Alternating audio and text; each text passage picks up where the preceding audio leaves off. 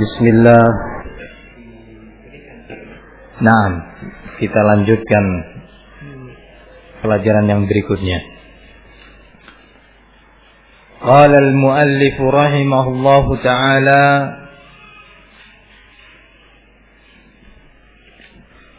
wa akhirur rusuli Muhammadun sallallahu alaihi wasallam wa huwa alladhi kasara suwara haula'is salihin. Naam, penghujung para rasul yang diutus oleh Allah Subhanahu wa taala sebagai pembawa amanat dakwah tauhid adalah Rasulullah Muhammad sallallahu alaihi wasallam. Ini adalah akhir rusul, penghujung para nabi yang dimulai para rasul itu oleh seorang nabi yang bernama Nuh alaihi salam. Penghabisan dari para rasul atau para nabi tersebut adalah Nabi Muhammad sallallahu alaihi wasallam. Nah, dan ini adalah salah satu konsekuensi atau apa yang dikandung oleh rukun iman yang Allah sebutkan atau yang disebutkan oleh Rasulullah SAW. Salah satunya adalah beriman kepada para rasul. Di antara yang dikandung oleh makna iman kepada para rasul adalah beriman bahwasanya penghujung para nabi, terakhir dari para nabi yang diutus oleh Allah Subhanahu wa taala adalah Nabi Muhammad sallallahu alaihi wasallam. Barang siapa yang masih belum yakin tentang perkara ini, bahkan masih meyakini adanya kemungkinan untuk munculnya seorang nabi setelah Nabi Muhammad sallallahu alaihi wasallam, maka dia tidak tergolong orang-orang yang beriman. Dengan itu telah batal keislaman dan keimanan dia. Barang siapa yang berkeyakinan seperti keyakinan orang-orang Ahmadiyah Al-Qadianiyah yang meyakini bahwa Mirza Ghulam Ahmad yang lahir di negeri India di daerah Qadian adalah seorang nabi setelah datangnya Rasulullah SAW, walaupun dia beriman kepada Allah, walaupun dia beriman kepada hari akhir, walaupun dia beriman kepada qada dan qadar, tetapi dia masih meyakini adanya nabi setelah Nabi Muhammad SAW, maka dia telah keluar dari lingkaran Islam dan dinyatakan sebagai orang yang kafir. Nah, yang meyakini selain daripada Mirza Ghulam Ahmad yang lainnya, seperti ada yang dinamakan dengan LK, lembaga kerasulan, yang meyakini pimpinannya juga sebagai seorang rasul. Barang siapa yang terlibat dan meyakini akidah yang seperti ini, maka dengan ini dia telah kafir, keluar dari Islam. Ahmadiyah yang muncul di negeri India, yang mengakui bahwa Mirza Ghulam Ahmad sebagai nabi yang diutus oleh Allah, menerima wahyu, bahkan punya kitab suci tersendiri yang dinamakan dengan kitab sucinya ini diberi nama Tazkirah. Ya, diberi nama Tazkirah, mengandung ayat-ayat yang menyatakan di sana bahwa Mirza Ghulam Ahmad adalah nabi. Di antara ayatnya mirip-mirip dengan ayat Al-Quran. Beberapa katanya mirip persis, hanya dirubah beberapa kalimat yang maknanya langsung berubah. Misalkan, Qul in kuntum tuhibbunallaha fattabi'uni, yakni Mirza Ghulam Ahmad. Jika kalian benar-benar mencintai Allah, maka kalian wajib mengikuti aku, yaitu Mirza Ghulam Ahmad. Ini ayatnya. Mirip dengan yang di surat Ali Imran. Kemudian juga ayat wa ma arsalnaka illa rahmatan lil alamin. Yani wa ma arsalnaka anta Mirza Ghulam Ahmad illa rahmatan lil alamin. Tidaklah aku utus engkau wahai Mirza Ghulam Ahmad kecuali sebagai rahmah, bentuk kasih sayang Allah untuk al-alamin. Subhanallah, mirip dengan ayat Al-Qur'an. Naam. Katakan wahai Mirza Ghulam Ahmad kepada manusia bahwa aku ini seorang manusia biasa, tetapi aku adalah seorang yang diberi wahyu. Persis dengan ayat-ayat yang turun dengan Nabi Muhammad kepada Nabi Muhammad SAW, tetapi dipalingkan dan dirubah beberapa lafadznya. Qur'annya dinamakan atau kitab sucinya diberi nama Tazkirah. Maka ini barang siapa yang meyakini dia telah kafir, keluar dari Islam. Yang amat disayangkan di negeri ini yang dahulu ya, di zaman 10 tahun, 15 tahun, 30 tahun yang lalu sempat dilarang ya, dan dianggap bukan hanya sebagai aliran sesat tetapi agama lain di luar Islam. Ya, bukan sebagai salah satu kelompok dalam Islam, tetapi sudah diputuskan di negeri ini, baik MUI ataupun yang lainnya dari departemen resmi dari negeri di Indonesia ini, menyatakan ini adalah agama tersendiri ya, di luar Islam. Subhanallah, ternyata sekarang ini bermunculan kembali. Nah, di era yang penuh dengan kebebasan, di era reformasi katanya, muncul berbagai macam aliran sesat, aliran kekufuran muncul yang dahulu sudah dilarang resmi, bahkan oleh Mahkamah Agung dilarang untuk muncul di Indonesia atau berkeliaran di negeri ini. Subhanallah, sekarang malah disambut ketika khalifah yang keempat. Ya, kalau khalifah yang keempat setelah Rasulullah siapa? Ali bin Abi Thalib. Ini kalau Islam. Kalau Islam, khalifah setelah Rasulullah meninggal yang menggantikannya siapa? Abu Bakar, kemudian khalifah Umar bin Khattab, kemudian khalifah Utsman bin Affan, kemudian khalifah Ali. Kalau agama Ahmadiyah ini ya, khalifah yang keempat bernama Tahir Ahmad yang tinggal di negeri London. Tinggalnya di negerinya orang kafir. Nah, bernamakan siapa? Tahir Ahmad. Datang ke Indonesia disambut oleh sekian pihak, oleh tokoh-tokoh yang diulamakan di negeri ini. Nah, disambut, diundangkan sekian orang dalam pertemuan di sebuah hotel. Subhanallah, subhanallah. Nah, setingkat ini kerusakan umat di negeri kita ini, semakin hari terus semakin bergulir kerusakan ini.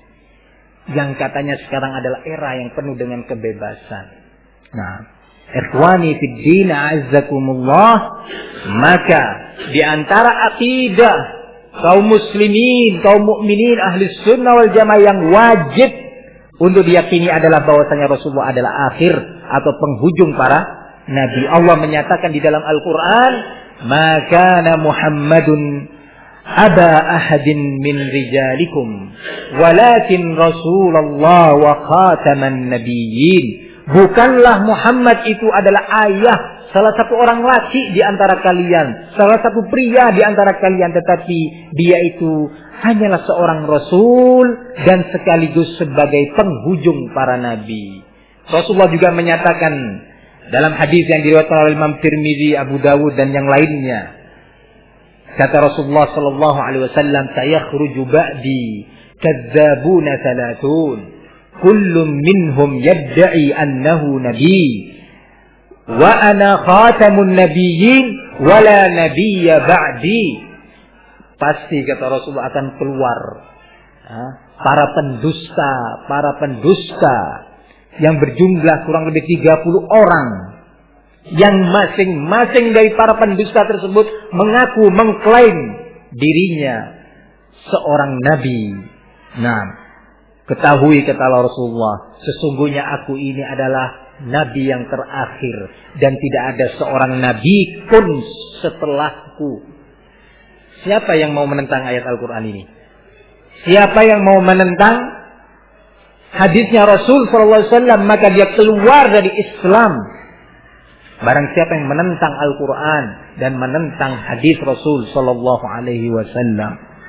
Para hadirin yang ikhwani fiddin azzakumullah, yang muskilah semakin menjadi besar adalah ketika kemungkaran ini terus bertebaran di tengah-tengah umat, dibiarkan.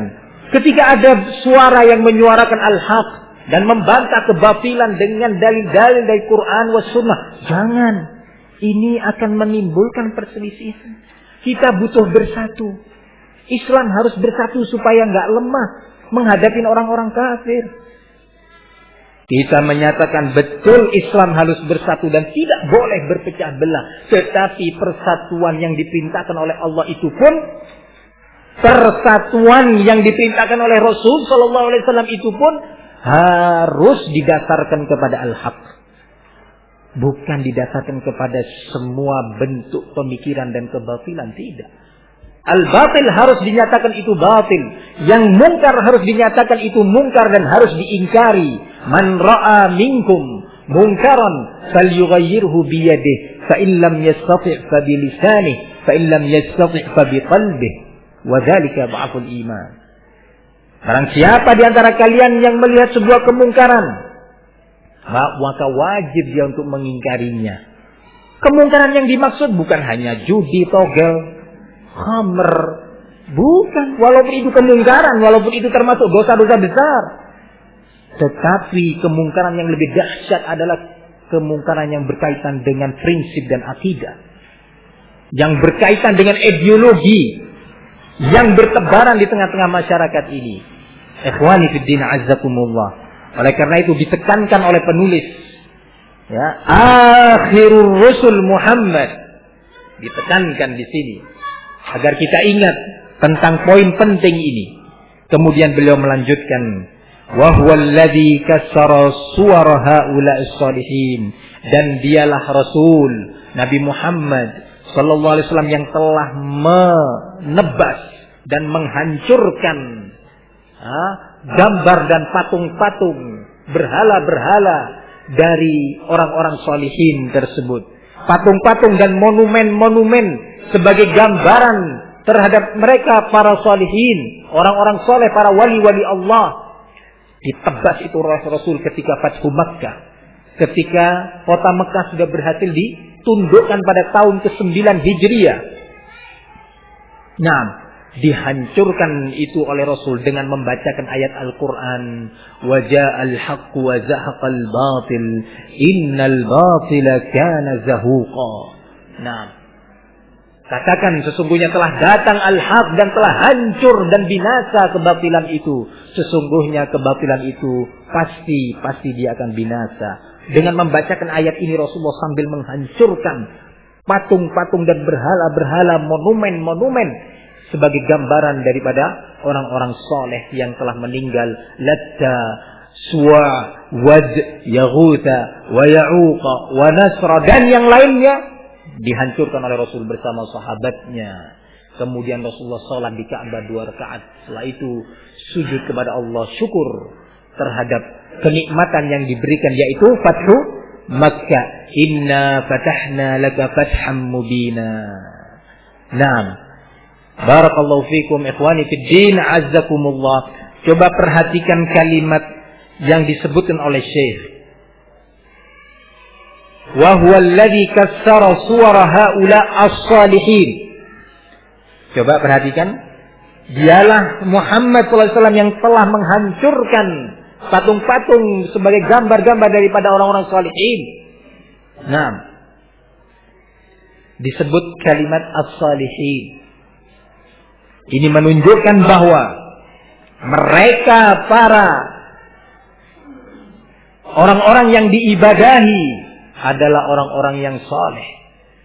Ditegaskan oleh Syekh, ditegaskan oleh Al-Musannif, penulis kitab ini rahimahullah, kata beliau, arsalahu Allahu atau arsalahu ila qaumin yata'abbaduna wa yahujjuna wa yatasaddaqun wa yadhkuruna Allah katsira. di mana Nabi Muhammad ini diutus oleh Allah kepada suatu kaum. Bagaimana ciri-ciri kaumnya? Bagaimana ciri-ciri kaum yang diutus Rasulullah kepada mereka itu oleh Allah Subhanahu wa taala? Bagaimana bentuknya? Apakah mereka adalah orang-orang yang sama sekali nggak kenal Allah? Apakah orang-orang Quraisy itu adalah orang-orang yang berakidah seperti akidahnya komunis yang mengingkari tentang adanya Tuhan secara mutlak? Ataukah orang-orang Quraisy itu adalah orang-orang yang menyembah sapi dan yang semisalnya? Coba ini, perhatikan agar kita mengerti tentang kondisi kita dan kondisi umat Islam di zaman kita ini. Kata Syekh rahimahullah, diutus Nabi ini oleh Allah kepada suatu kaum yata'abbadun, yang mereka adalah orang yang selalu beribadah kepada Allah. Wa yahujjun, yang selalu melakukan haji. Coba, Abu Jahal, Abu Lahab, dan yang lainnya adalah orang-orang yang sering umrah, haji, ya, ke Ka'bah. Ya. Loh, apa Ka'bah sudah ada? Ka'bah itu didirikan oleh ayah mereka. Ka'bah itu didirikan oleh ayah mereka, Ibrahim bersama anaknya Ismail. Wa idh yarfa'u Ibrahimul qawa'ida wa Ismail Rabbana taqabbal minna innaka antas sami'ul alim. Yang membangun Ka'bah itu adalah siapa? Ibrahim. Dan makam Ibrahim sampai hari ini ada. Tahu makam? Makam itu apa? Apa itu makam? Kuburan. Yang ada di Ka'bah itu bukan kuburan. Makam itu tempat Ibrahim, ya, berdiri ketika membangun Ka'bah. Ya, manciknya itu loh, tempat manciknya. Natanya itu Ibrahim bersama Ismail di situ. Ya, jangan keliru nanti datang orang-orang ngasih syubhat, ya, orang-orang tarikat sufi, kamu menyatakan nggak boleh bangun kuburan dekat masjid. Itu makam Ibrahim. Ada di mana? Di Makkah, di dekat Ka'bah, bahkan disebutkan di Al-Quran. Fihi ayatum bayyinatum maqamu Ibrahim, kata Allah di surat Ali Imran. Kamu memang Wahabi nih. Nah, akhirnya seperti itu. Jelaskan makom itu ya akhi. Yang dimaksud bukan makom kuburan. Nah, makam itu bahasa Indonesia, iya, pemakaman. Nah, itu makom tempat Ibrahim dulu berdiri ketika membangun Ka'bah. Nah, yang bangun Ka'bah siapa? Ibrahim bersama siapa? Ismail. Ayahnya orang-orang Quraisy. Sehingga haji yang dimulai syariatnya pada zaman siapa? Zaman Ibrahim. Allah memerintahkan wa'adzin fin nasi bil hajj. Umumkan wahai Ibrahim, setelah selesai pembangunan Ka'bah, Allah perintahkan Nabi Ibrahim untuk mengumumkan syariat haji. Nah, sejak itulah syariat haji berlaku. Dan orang-orang Quraisy di Makkah adalah orang yang mengagungkan Ka'bah. Orang-orang yang memuliakan Ka'bah. Karena ini didirikan oleh ayah mereka Ibrahim, Ismail. Dan juga ikhwani fid din azakumullah, yang menunjukkan bukti bahwa mereka mengagungkan Ka'bah. Kita masih ingat kan peristiwa ketika Ka'bah ditimpa oleh banjir. Iya. Sampai Hajar Aswad lepas dan kemudian dibangun lagi oleh orang-orang Quraisy. Ribut orang-orang Quraisy, siapa yang mau meletakkan Hajar Aswad? Dikembalikan pada posisinya semula. Kata kabilah yang satunya, kami yang lebih berhak. Kasih hujahnya macam-macam. Kami karena kami begini, karena kami begini, karena kami lebih utama. Kalau nggak terima perang. Satu kabilah menyatakan, lah, kami yang lebih berhak. Ribut. Siapa yang mau letakkan Hajar Aswad? Suatu kemuliaan ini bagi mereka, dan akan terkenang sepanjang masa bahwa kabilah fulanlah yang telah meletakkan Hajar Aswad pada posisinya yang semula. Ternyata siapa yang dijadikan hakimnya? Siapa? Rasulullah. Ketika Rasulullah belum mulai dakwah, masih diberi julukan Al-Amin. Ya, sebelum diberi julukan tukang sihir, diberi julukan pendusta, ya, diberi julukan tukang pemecah belah, tukang pemutus hubungan silaturahmi, tukang menghancurkan ukhuwah. Ini Rasulullah julukannya setelah mulai dakwah. Ya. Jadi memang dakwah harus begitu. Ketika al-haq itu disampaikan, ya memang resikonya seperti itu. Karena memang banyak orang yang tersinggung, kena sikut, jalan afwan, kena lagi ini, kena lagi. Akhirnya ya terpaksa banyak yang tersinggung, maaf saja. Nah, inilah al-haq.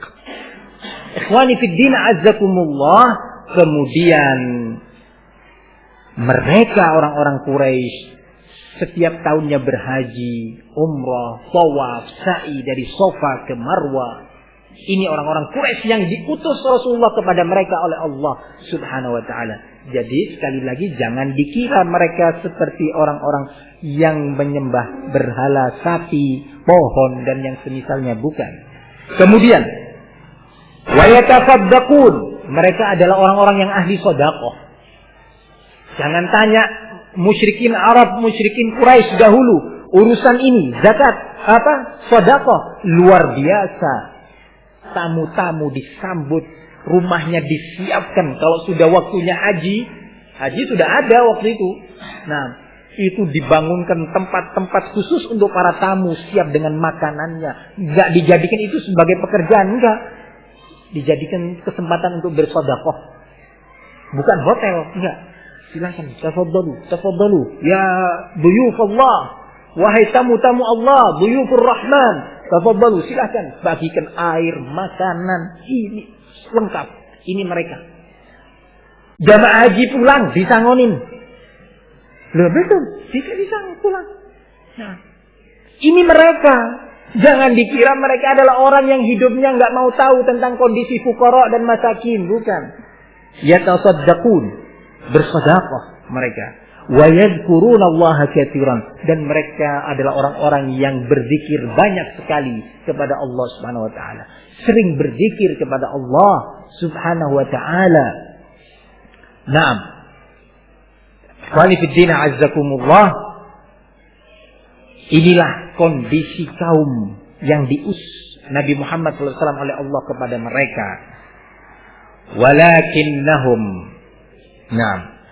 yaj'aluna ba'dal makhluqati wasa'ita bainahum wa bainallah. Yaquluna nuridu minhum taqarruba ila Allah wa nuridu syafa'atahum indahu.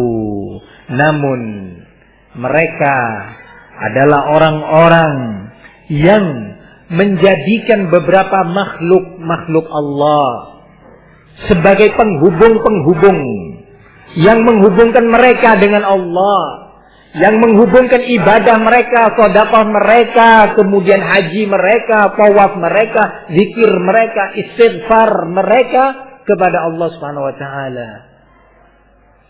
Dijadikan sebagai apa? Wasithah, wasa'id, wasilah, ya, yang menghubungkan ini semua. Loh, apa sih dalilnya? Sabar, nanti akan disebutkan dalilnya satu persatu di dalam Al-Quran. Nah, ikhwani fid din azzakumullah, dan mereka menyatakan, kami hanya sekedar menginginkan dari mereka ini bentuk pendekatan diri kami kepada Allah dari mereka, agar mereka orang-orang soleh ini tadi, waddan wa suwa'an wa yaghutha wa ya'uqa dan Latta, bisa lebih mendekatkan diri kami kepada Allah, sehingga doa kami, istighfar kami lebih didengarkan oleh Allah Subhanahu wa taala melalui perantara mereka. Kami ini orang yang berdosa, yang tentunya sulit untuk bisa mendapatkan jawaban dari Allah. Atas dasar itu butuh penghubung. Katanya Zainuddin MZ, ya, katanya Zainuddin MZ, boleh kita bertawassul, ya, dengan benda-benda boleh, bukan hanya dengan orang-orang soleh, dengan benda-benda boleh. Seperti kata dia, kalau kita mau berhubungan dengan seorang pimpinan, presiden misalkan, atau gubernur, apa mungkin gubernur menemui kita? Hah?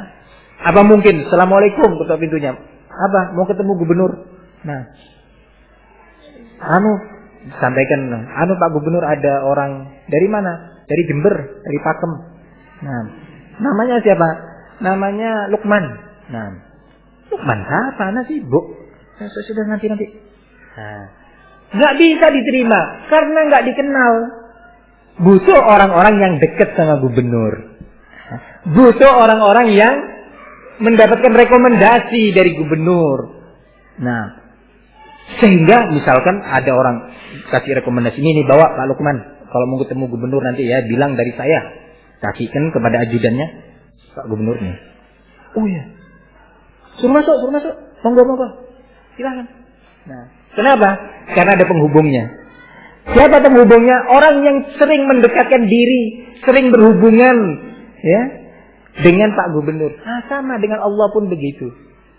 Subhanallah. Jadi Allah disamakan dengan makhluk. Allah yang menyatakan di dalam Al-Quran, ud'uni astajib lakum. Berdoalah kalian kepadaku, kata Allah, pasti aku akan menjawabnya.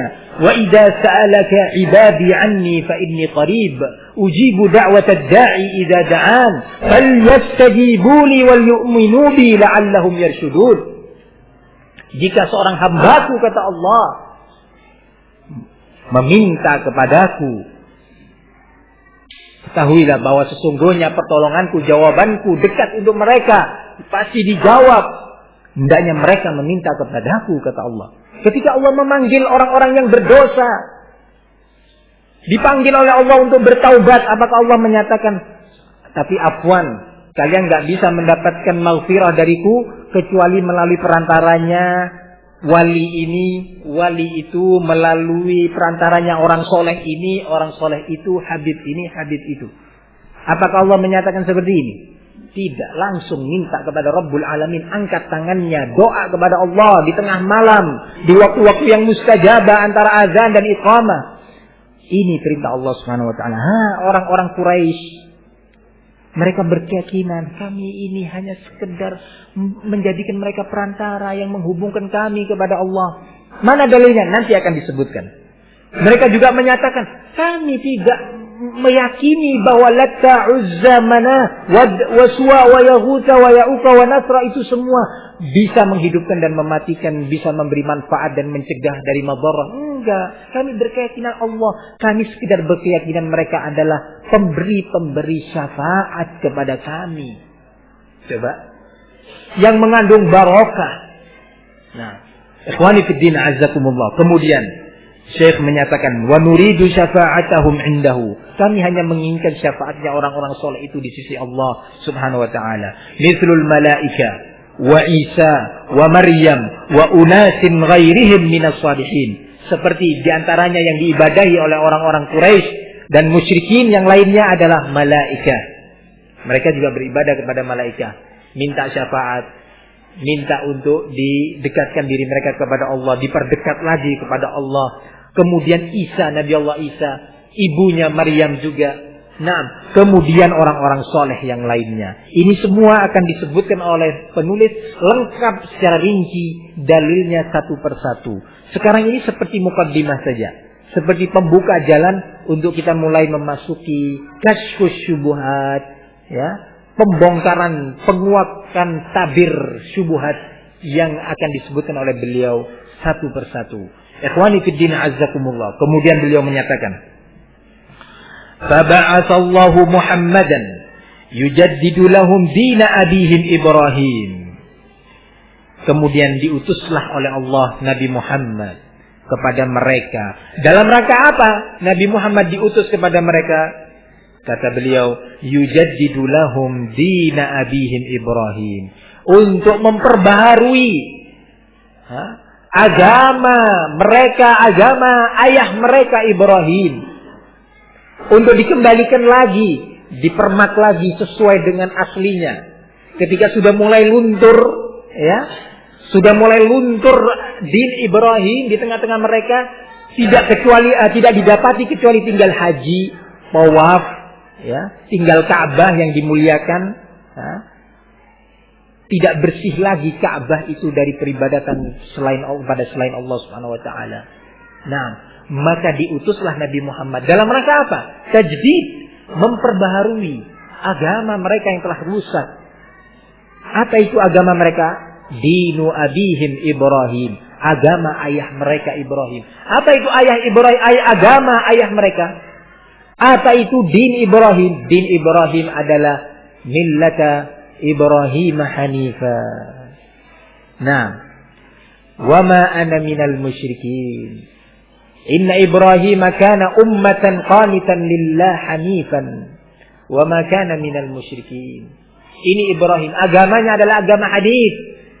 Yang apa itu agama hanif? Telah kita pelajari di dalam al-usul as-salasa. Siapa yang bisa menyebutkannya? Apa itu dinul hanif?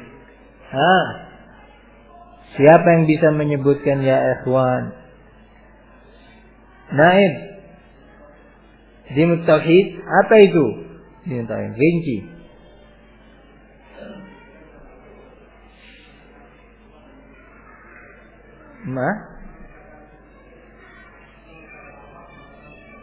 Yani ketuhanan yang Maha Esa. Memaksakan Allah ketuhanan yang Maha Esa. Nah, apa itu tauhid? Apa itu hanif? Irji'. Dinut tauhid apa tadi? Ahsanta, ifradullah bil ibadah. Seperti itu jawabnya. Nah, Allah barik fiik. Ifradullah bil ibadah. Pengkhususan Allah Subhanahu wa taala dalam perkara penyerahan berbagai macam bentuk ibadah. Naam, ikhwani fid din azzakumullah. Kemudian beliau menyatakan wa yukhbiruhum anna hadha at-taqarrub wal i'tiqada mahdun haqqullah la yasluhu minhu syai'un la li malakin muqarrabin wala li nabiyyin mursal fadlan an ghairihima. Yakni juga Rasulullah dalam rangka mengkabarkan kepada mereka bahwa apa yang mereka lakukan dalam bentuk taqarrub melalui orang-orang soleh tersebut, bahwasanya keyakinan i'tiqad mereka ini bahwasanya orang-orang soleh tersebut adalah orang-orang yang memberikan syafaat kepada mereka, adalah orang-orang yang akan lebih mendekatkan ibadah mereka kepada Allah Subhanahu wa taala, adalah sesuatu yang tidak benar, yang semestinya ini semua adalah ibadah yang harus diserahkan kepada Allah Subhanahu wa taala. Tidak berhak satu makhluk pun mendapatkannya, tidaklah seorang nabi pun, tidak pula seorang malaikat pun yang berhak untuk mendapatkan ibadah ini.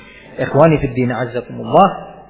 Kemudian Syekh menyatakan, wa illa fahaula al-musyrikun muqirruna yashhadun anna Allah huwal khaliqur razzaq wahdahu la syarika lah wa annahu la yarzuqu illa huwa wa la yuhyi illa hu wa la yumitu illa hu wa la yudabbiru al-amra illa hu wa anna jami'a as-samawati as-sab'a ومن فيهن والأراضين السبع ومن فيها كلهم عبيده أو كلهم عبيده وتحت تصرفه وقهره.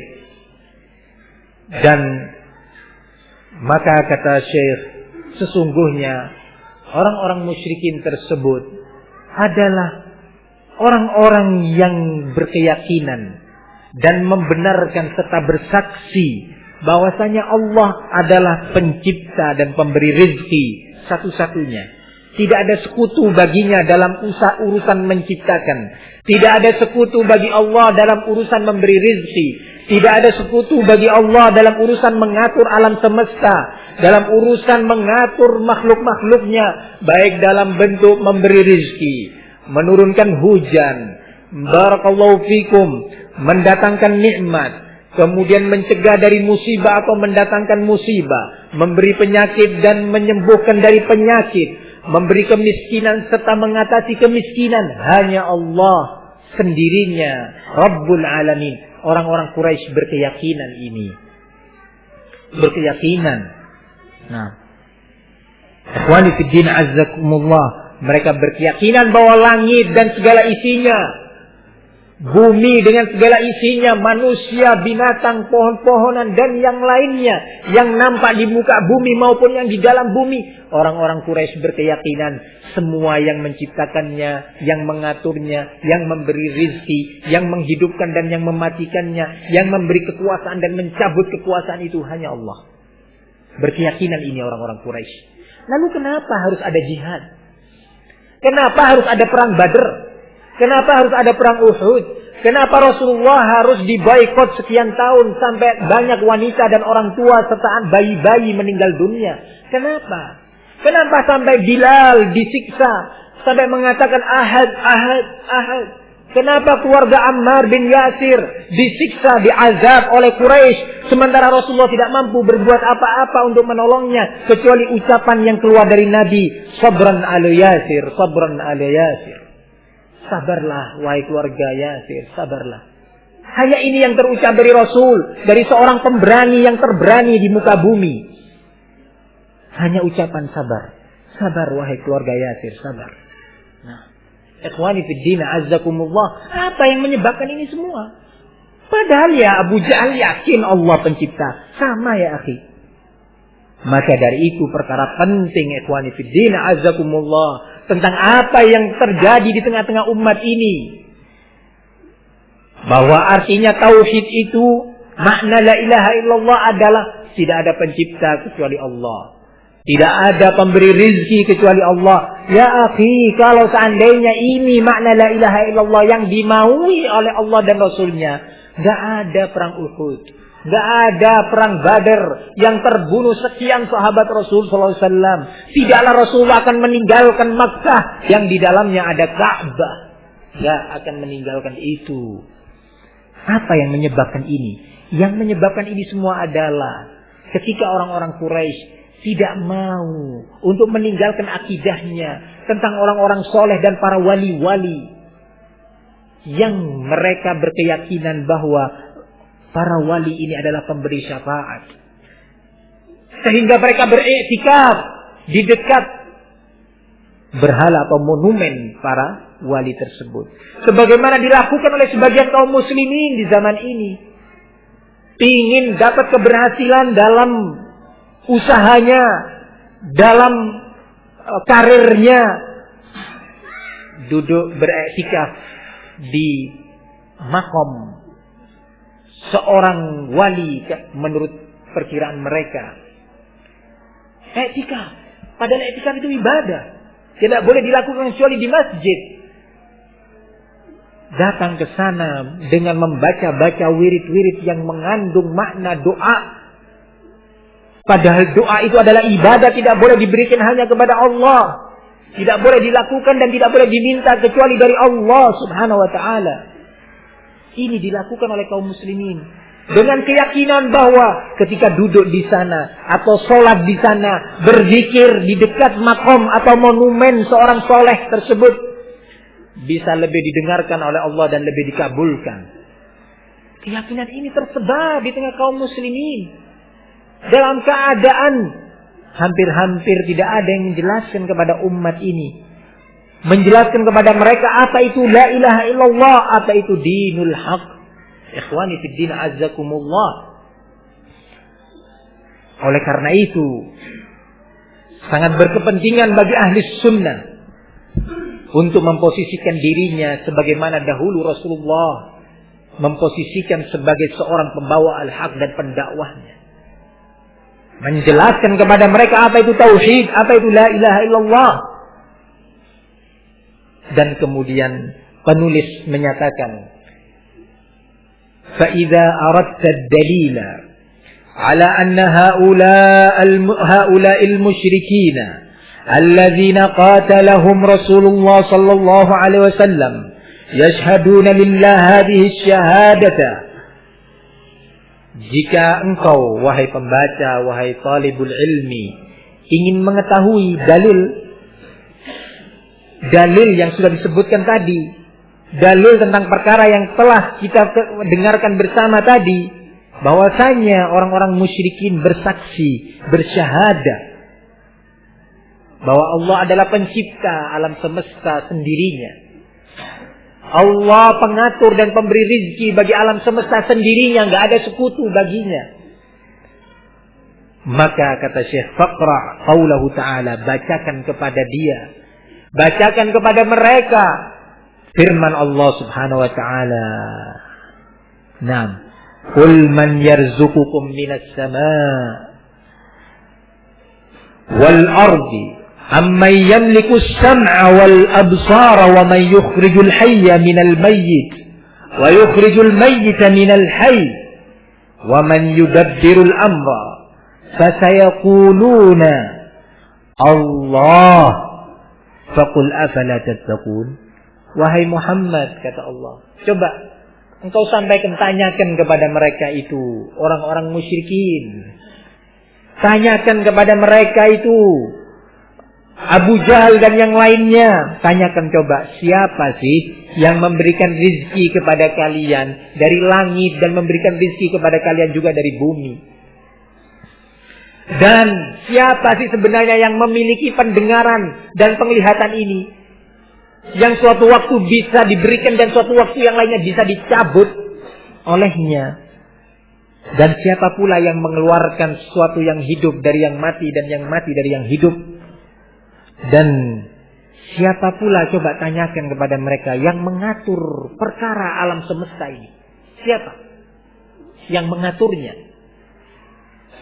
Ikhwani fiddin azzakumullah, Allah menyatakan fasayaquluna Allah, pasti mereka akan menjawab, ya Muhammad, Allah yang menciptakannya, Allah yang memberi rizki, Allah yang menghidupkan dan yang mematikan, Allah yang mengatur alam semesta ini semua. Semuanya Allah. Coba, ini Al-Quran yang memberi kabar kepada kita. Kemudian Allah nyatakan, faqul afala tattaqun, sampaikan ya Muhammad kepada mereka. Loh, kalau kamu tahu ini semua, tidakkah kemudian kalian ini mau bertakwa kepada Allah dengan benar-benar mengikhlaskan ibadah, membersihkan ibadah dari berbagai macam bentuk kesyirikan? Kenapa kalian harus menyekutukan Allah dengan mereka-mereka orang salihin? Kenapa kalian masih minta syafaat dari mereka, padahal syafaat itu yang punya hanya Allah? Nanti kita akan bahas tentang poin syafaat ini yang disebutkan oleh penulis dalam bentuk global pada awal kitab. Kenapa? Kenapa kalian kalau beristighfar, berzikir, harus di dekatnya monumen para orang-orang soleh tersebut? Kenapa? Kalau kalian benar-benar yakin bahwa Allah pencipta, pemilik, pengatur alam semesta, pemberi rizki, penghidup dan pemati, Allah subhanahu wa ta'ala. Kemudian Allah lanjutkan dalam ayat yang lainnya. Kalau tadi dalam surat Yunus, sekarang Allah sebutkan di dalam surat Al-Mu'minun. Kata Allah, qul limanil ardu wa man fiha in kuntum ta'lamun. Sayaquluna lillah, qul afala tadhakkarun. Sampaikan wahai Muhammad kepada mereka, tanyakan coba, siapa sih sebenarnya yang memiliki bumi dan segala yang ada di dalamnya? Jika kalian benar-benar mengetahui, pasti kata Allah, mereka akan menjawab, ini semua milik Allah. Segala yang ada di bumi, termasuk orang-orang soleh itu sendiri miliknya Allah. Kapan Allah maukan untuk mereka mati? Mati. Kapan Allah mau mereka untuk hidup? Hidup. Mereka nggak punya apa-apa di muka bumi ini. Nggak memiliki sesuatu apapun, nggak bisa memberi manfaat apapun. Jangankan untuk orang lain, untuk dirinya sendiri nggak mampu mereka. Sekarang mereka di kubur-kuburnya sedang memikirkan gimana mereka menghadapi pertanyaan-pertanyaan dari Allah. Mereka sendiri adalah orang-orang yang takut kepada Allah. Ini nanti juga akan kita ketahui dalilnya dari Al-Quran, sebagaimana akan disebutkan oleh muallif pada babnya. Qala, kemudian disebutkan ayat berikutnya, qul man rabbus samawati sab'i wa rabbil arsyil azim. Coba tanyakan lagi kepada mereka, siapa sih Rabb, pemilik dan pencipta arsy? Nah, siapa pemilik dan pencipta langit yang berlapis 7 ini? Siapa? Pasti mereka akan menjawab Allah subhanahu wa ta'ala. Ayat yang semisal ini banyak sekali di dalam Al-Quran. Banyak sekali ya ikhwan. Nah, ini semua menunjukkan kepada kita, memberikan berita kepada kita tentang bagaimana sih sebenarnya kondisi umat ini. Bagaimana sih sebenarnya akidah daripada umat ini. Apakah kemudian kita nyatakan bahwa perkara ini ya akhi, janganlah kita bicara dakwah tentang ini. Yang penting yang sepakat-sepakat aja. Orang yang gak sholat diajak sholat. Orang yang gak mau ke masjid diajak ke masjid. Betul. Ayo kita ajak orang ke masjid. Ayo ajak orang untuk sholat. Betul. Tapi jangan berhenti di sana. Ajarkan kepada mereka tentang tauhid. Apa fungsinya mereka sholat? Apa fungsinya mereka berhaji, bersedekah, sementara di waktu yang sama mereka menyekutukan Allah? Apa fungsinya? Coba itu orang-orang musyrikin berhaji, bersedekah, berzikir, beribadah, ternyata masih saja oleh Allah dinyatakan mereka musyrikin. Dinyatakan oleh Allah mereka kufar dan diwajibkan jihad oleh Allah kepada mereka. Nah, waqtulul musyrikin haitsu wajadtumuhum, kata Allah. Perangi orang-orang musyrikin, wahai kaum mukminin, di mana kalian mendapati mereka. Kenapa jihad ini diwajibkan oleh Allah? Tidak lain dan tidak bukan untuk memerangi orang-orang kafir dan musyrikin. Kenapa mereka harus diperangi orang-orang Makkah, orang-orang Quraisy? Jawabannya, walaupun mereka beriman bahwa Allah pencipta, pemilik dan pengatur alam semesta, tetapi mereka nggak mau beriman dengan meninggalkan orang-orang soleh tersebut. Nah, ikhwani fid din azzakumullah.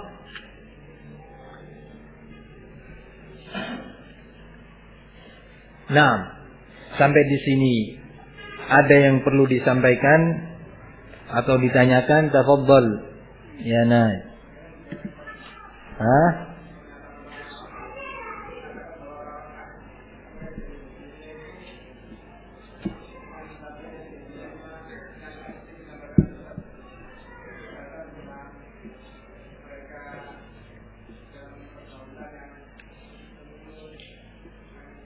Minum khamr biasa mereka.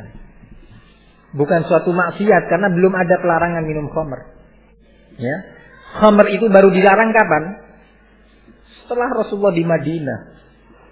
Jadi minum khamr itu bukan termasuk suatu pelanggaran di kalangan mereka. Rasulullah 13 tahun di Mekah bicara tentang tauhid. Kemudian Mi'raj, ya, Isra Mi'raj. Beberapa tahun menjelang hijrah baru turun perintah sholat. Pindah ke Madinah, satu persatu saum pada tahun kedua di Madinah. Turun baru lama-lama setelah itu khamr. Nah, sehingga biasa minum khamr itu. Mereka, kenapa mereka? Di antara perbuatan jelek di kalangan mereka adalah membunuh atau mengubur hidup-hidup anak putrinya. Tetapi bukan karena ini mereka itu diperangin. Apakah Rasulullah ketika berdakwah pertama kali, ya, ketika Allah nyatakan kepada nabinya, ya ayyuhal muddatsir qum fa'anzir, ketika diperintahkan dalam ayat yang lainnya, wa anzir ashiratakal aqrabin, beri peringatan itu orang-orang dari kabilahmu, orang-orang dekat dari kalanganmu ya Muhammad. Apa yang didakwakan oleh Rasulullah? Wahai Quraisy, jangan kalian saling berperang. Di antara kabilah, di antara kalian jangan. Wahai orang-orang Quraisy, jangan kalian minum khamr. Wahai orang-orang Quraisy, jangan kalian membunuh anak-anak kalian. Hidup-hidup. Apa ini yang didakwain oleh Rasulullah pertama kali? Yang didakwain oleh Rasulullah, wahai ma'syar Quraisy, qulu la ilaha illallah. Katakan kalimat la ilaha illallah tuflihu, pasti kalian akan selamat. Apa kata mereka? Mengucapkan la ilaha illallah. Abadan. Apa jawaban mereka ketika Rasulullah menyatakan qulu la ilaha illallah? Oh, jangan khawatir Muhammad. Kita beriman pada Allah. Mengucapkan la ilaha illallah. Kita beriman bahwa Allah pencipta pemilik alam semesta. La ilaha illallah artinya tidak ada pencipta selain Allah. Apa mereka menyatakan begitu? Langsung jawabannya tidak panjang lebar. Aja'alal alihata ilahan wahida. Inna hadza la syai'un ujab. Jawabannya gitu. Nah, jawaban dalam kesempatan yang lainnya menyatakan anahnu na'am barakallahu fikum wa idza qila lahum la ilaha illallah yastakbirun. Innahum kanu idza qila lahum la ilaha illallah yastakbirun. Sesungguhnya mereka orang-orang Quraisy dahulu ketika disampaikan kepada mereka untuk mengucapkan kalimat la ilaha illallah, mereka menyombongkan diri. Gimana menyombongkan dirinya? Apakah karena mereka enggak beriman bahwa Allah ada? Apakah karena mereka enggak beriman bahwa Allah pencipta, pemilik dan pengatur alam semesta? Bukan. Tapi jawabannya apa? Kata mereka, anahnu na'am. barakallahu fikum, inna latariku alihatina li syairin majnun. Apakah kami ini kemudian ketika selesai mengucapkan kalimat la ilaha illallah harus meninggalkan ini? Latta, Uzza, Wadda, Waswa, wa Yaghutha, wa Ya'uqa. Apa ini? Ini jawaban mereka. Sehingga yang menyebabkan mereka belum masuk ke dalam Islam, walaupun mereka beriman kepada Allah sebagai pencipta, pemilik dan pengatur alam semesta sendirinya, adalah ketika mereka tidak mau meninggalkan itu semua. Mereka nggak mau mengucapkan la ilaha illallah karena mereka paham. Mereka paham betul apa itu arti la ilaha illallah yang selalu saya tegaskan. Mereka nggak perlu belajar nahwu, ya, nggak perlu belajar bahasa Arab, nggak perlu belajar balaghah, pergi ke Mesir, pergi ke Mekah, pergi ke sini, nggak perlu. Nggak perlu belajar daraba yadribu darban fahuwa daribun madrubun. Nggak pernah. Nggak pernah belajar mubtada marfu, khabar marfu, nah, wal hal mansub, wal maf'ul bihi mansub. Nggak pernah belajar ini mereka. Nggak perlu. Lawang Al-Quran ini turun dengan bahasanya mereka, sehingga mereka paham apa maksudnya la. Kok nggak pakai laisa ilahun illallah? Kenapa kok nggak pakai laisa? Kok dipakai la?